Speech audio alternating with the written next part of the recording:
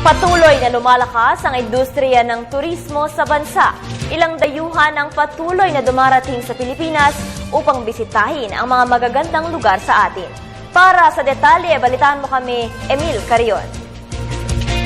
Lalo pang lumobo ang bilang ng mga turista sa bansa sa unang bahagi ng 2014. Umabot na sa 884,014 visitors mula sa ibang bansa ang nagsadya sa Pilipinas.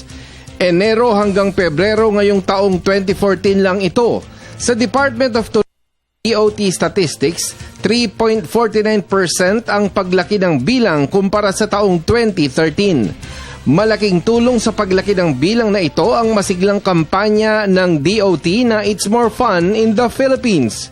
Pinakamalaking bilang ng mga turista ang galing sa bansang Korea, 220,831. United States of America na 131,978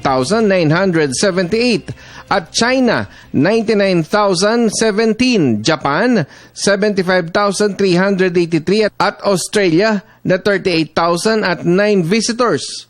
Ang iba pang mga turista ay ang mga galing sa bansang Canada, Singapore, Taiwan, United Kingdom at ang Hong Kong.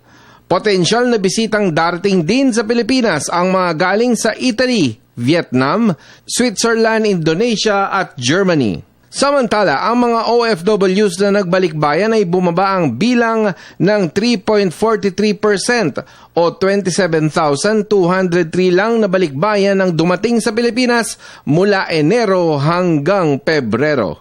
Dito lamang ng Mayo ay pinagdiwang sa Embahada ng Pilipinas sa Estados Unidos, Washington, D.C. ang Fiesta Open House.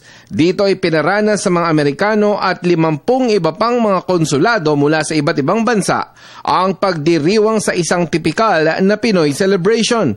Mula sa kampanyang It's More Fun in the Philippines, mas marami pang pwedeng maipagmalaki ang Pilipinas. Nariyan na ang mga kakaibang likas yaman na dito lang matatagpuan, ang mga pagkain na espesyal mula sa iba't ibang rehiyon, ang mga sining na tatak Pinoy, ang kultura ng Pilipino at ang tibay at tatag ng damdaming Pinoy na hindi nagapi sa malupit na hagupit ni Super Typhoon Yolanda. Para sa Telebisyon ng Bayan, ako si Emil Carion.